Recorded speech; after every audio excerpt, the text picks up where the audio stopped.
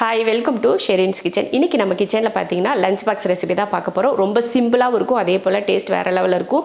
நம்ம லஞ்சுக்கு கொடுத்து விடுறதுக்கு பார்த்தீங்கன்னா சைடிஷ் கூட எதுவும் தேவைப்படாது. அப்படியே வெறும் ரைஸ் மட்டும் கொடுத்து விடலாம். அந்த மாதிரியான 1 பாட் ரைஸ் தான் இப்போ நம்ம பண்ண போகிறோம். வாங்க எப்படி செய்யலாம் அப்படிங்கிறத பார்க்கலாம்.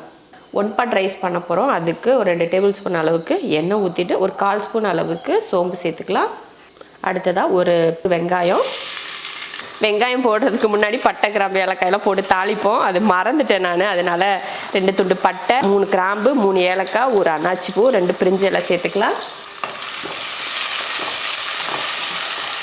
வெங்காயம் இது போல் நல்லா வதங்கிடுச்சு. அதாவது ரொம்ப பொன்னிறமாக ஆகணும் அப்படின்லாம் இல்லை. நல்ல வெங்காயம் இந்த மாதிரி வதங்கிடுச்சு அப்படின்னா அடுத்ததாக நம்ம பாருங்கள் 1/2 ஸ்பூன் அளவுக்கு இஞ்சி பூண்டு பேஸ்ட் போட்டுக்கலாம்.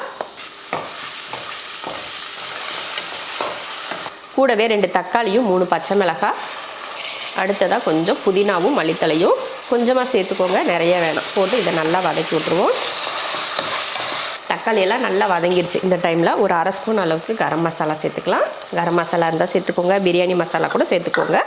அது கூடவே 1 ஸ்பூன் அளவுக்கு மல்லித்தூள், ஒரு 1/2 ஸ்பூன் அளவுக்கு மிளகாத்தூள் சேர்த்துக்கோங்க. நம்ம காரத்தை பொறுத்து நீங்கள் சேர்த்துக்கோங்க. சேர்த்துட்டு இதை கலந்து விட்டுருவோம்.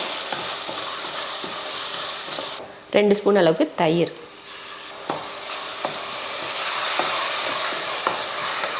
அவ்வளோதான், எல்லாம் சேர்த்தாச்சு. இந்த டைமில் நம்ம வேக வச்ச கொண்டக்கடலையை சேர்த்துக்கலாம். நான் ஒரு 150 கிராம் அளவுக்கு கொண்டக்கடலை ஊற வச்சு உப்பு போட்டு வேக வச்சு எடுத்திருக்கேன். அதையும் சேர்த்துக்கலாம். வேக வச்சு சேர்த்துக்கோங்க, அப்போ தான் கரெக்டாக வேகும்.